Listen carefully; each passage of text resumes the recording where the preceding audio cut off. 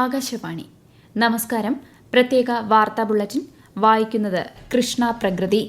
പുതിയ ജില്ലകളുടെ രൂപീകരണം ലഡാക്കിൽ അഭിവൃദ്ധിയും മികച്ച ഭരണവും ഉറപ്പാക്കാനുള്ള ചുവടുവയ്പ്പെന്ന് പ്രധാനമന്ത്രി നരേന്ദ്രമോദി.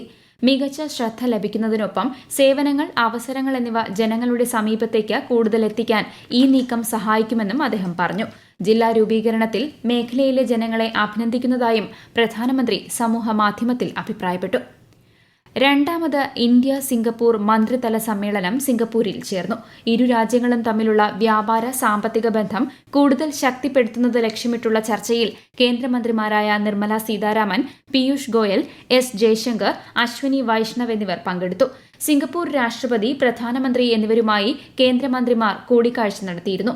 ഇരു രാജ്യങ്ങളും തമ്മിലുള്ള തന്ത്രപരമായ പങ്കാളിത്തത്തിന്റെ വിവിധ വശങ്ങൾ അവലോകനം ചെയ്ത യോഗം സഹകരണത്തിന്റെ പുതിയ സാധ്യതകൾ തേടി.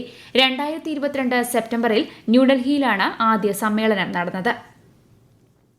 ഉരുൾപൊട്ടലുമായി ബന്ധപ്പെട്ട മുഴുവൻ മേഖലകളിലും സമഗ്ര നിരീക്ഷണം ആവശ്യമാണെന്നും എല്ലാവരെയും ഉൾക്കൊള്ളുന്ന പുനരധിവാസമാണ് സർക്കാർ ലക്ഷ്യമിടുന്നതെന്നും വനം മന്ത്രി AK ശശീന്ദ്രൻ പറഞ്ഞു.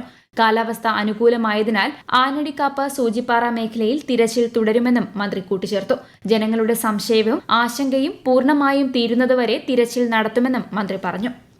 വയനാട് ഉരുൾപൊട്ടൽ ദുരിതബാധിതരുടെ പുനരധിവാസം ചർച്ച ചെയ്യാൻ മുഖ്യമന്ത്രി പിണറായി വിജയൻ സർവകക്ഷി യോഗം വിളിച്ചു. വ്യാഴാഴ്ച വൈകിട്ട് ഓൺലൈനായാണ് യോഗം.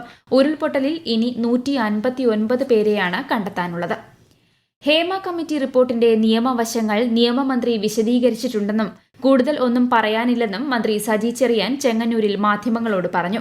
അതേസമയം ഹേമ കമ്മിറ്റി റിപ്പോർട്ടിന്മേൽ നടപടികൾ കൈക്കൊള്ളുന്നതിൽ സർക്കാരിന് ഇരട്ടത്താപ്പാണെന്ന് പ്രതിപക്ഷ നേതാവ് VD സതീശൻ ആരോപിച്ചു.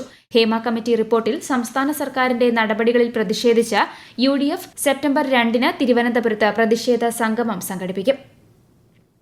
സിനിമാ മേഖലയിലെ ആരോപണങ്ങൾ സംബന്ധിച്ച് അന്വേഷണങ്ങൾ ഉണ്ടാകണമെന്ന് നടൻ പൃഥ്വിരാജ്. സിനിമാ രംഗത്തും സുരക്ഷിതമായ തൊഴിലന്തരീക്ഷം ഉണ്ടാകാനായാണ് ഹേമ കമ്മിറ്റി റിപ്പോർട്ട് തയ്യാറാക്കിയതെന്ന് അദ്ദേഹം പറഞ്ഞു. താരസംഘടനയുടെ ഭാഗത്തുനിന്നും ശക്തമായ ഇടപെടലുകൾ വിഷയത്തിൽ ആവശ്യമാണെന്നും പൃഥ്വിരാജ് അഭിപ്രായപ്പെട്ടു. ആരോഗ്യ സംരക്ഷണം മുൻനിർത്തി കാർഷികോൽപാദനം ആസൂത്രണം ചെയ്യണമെന്ന് മന്ത്രി P പ്രസാദ്. എറണാകുളം നെല്ലിക്കുഴി പഞ്ചായത്തിലെ ഇരമല്ലൂർ പാടശേഖരത്തിന്റെ അടിസ്ഥാന സൌകര്യ വികസനവും നീർച്ചാൽ സംരക്ഷണ പദ്ധതിയുടെ പ്രവർത്തനോദ്ഘാടനവും നിർവഹിക്കുകയായിരുന്നു അദ്ദേഹം. ശ്രീകൃഷ്ണ ജയന്തി ദിനമായ ഇന്ന് ബാലഗോകുലത്തിന്റെ നേതൃത്വത്തിൽ സംസ്ഥാനമൊട്ടാകെ വർണ്ണാഭമായ ശോഭായാത്രകൾ സംഘടിപ്പിച്ചു.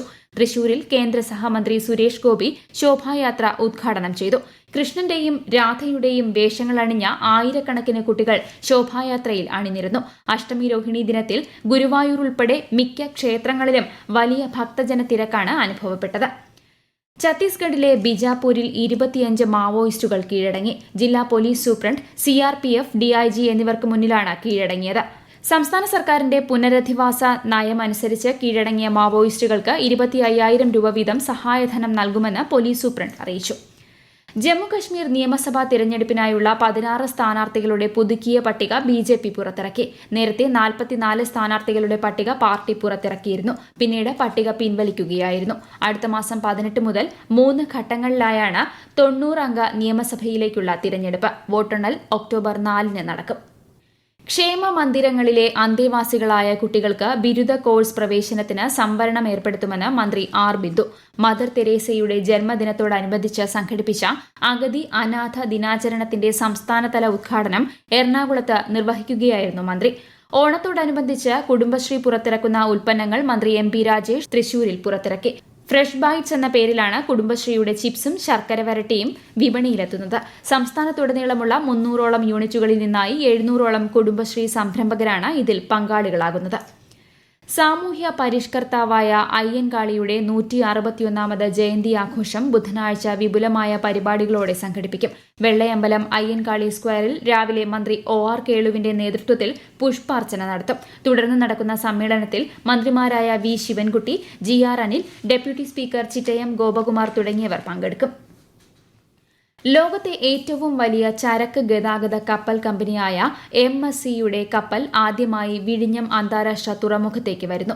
MSC ഡെയ്ല കപ്പലാണ് ഈ മാസം 30-ന് വിഴിഞ്ഞത്തേക്ക് വരുന്നത്. 13,988 കണ്ടെയ്നറുകൾ വഹിക്കാൻ ശേഷിയുള്ള 366 മീറ്റർ നീളവും 51 മീറ്റർ വീതിയുമുള്ള വമ്പൻ കണ്ടെയ്നർ കപ്പലാണ് ഇത്. പ്രത്യേക വാർത്താ ബുള്ളറ്റിൻ കഴിഞ്ഞു. അടുത്ത വാർത്താ പ്രക്ഷേപണം നാളെ രാവിലെ 6:45-ന്.